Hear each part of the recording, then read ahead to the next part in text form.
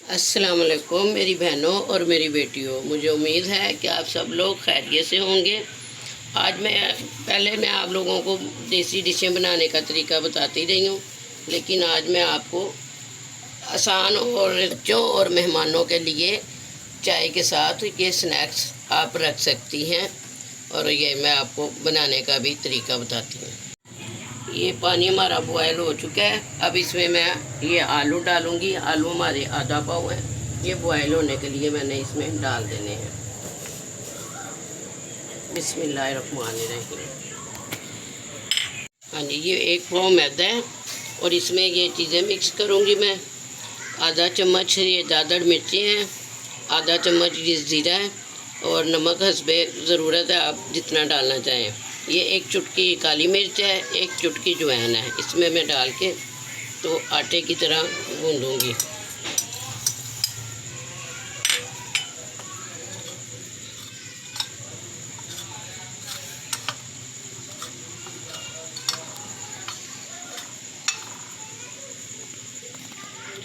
ये आटे की तरह इसको मैंने गूँध लिया है। अब इसको 5-10 मिनट के लिए रेस्ट देंगे, जब तक आलू हमारे तैयार होते हैं। ये अब ना मैं आलूओं को मैश करने लगी हूँ।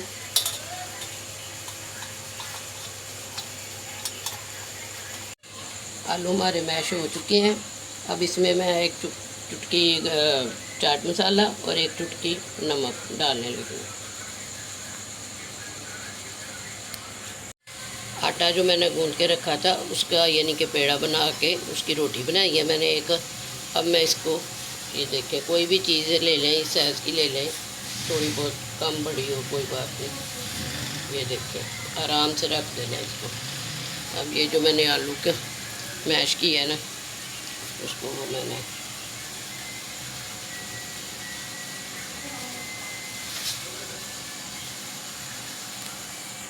ये आलू मैंने इसके ऊपर सारे डाल दिए, एक जैसे कर दिए। अब ये देखें, इस तरह ना आपने ये टक लगा लेने हैं इतने इतने वाई पे।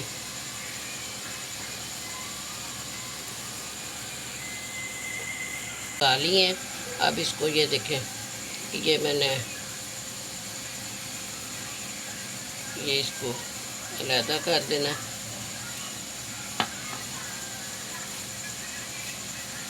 अब ये देखें,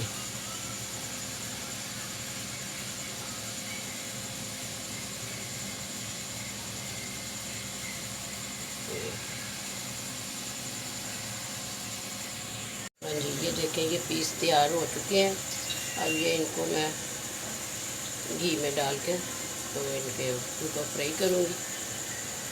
तो फिर बच्चे जो हैं उनको बहुत पसंद आएंगे। हाँ जी, ये देखें, ये तैयार हो चुकी हैं। देखने में भी खूबसूरत लग रहे हैं और बच्चों को भी बहुत अच्छे लगेंगे।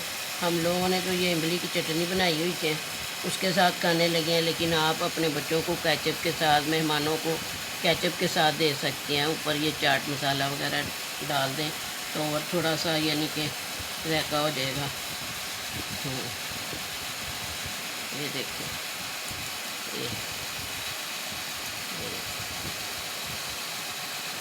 बिल्कुल आराम से टूट रहे हैं और खाने में भी आसानी होगी।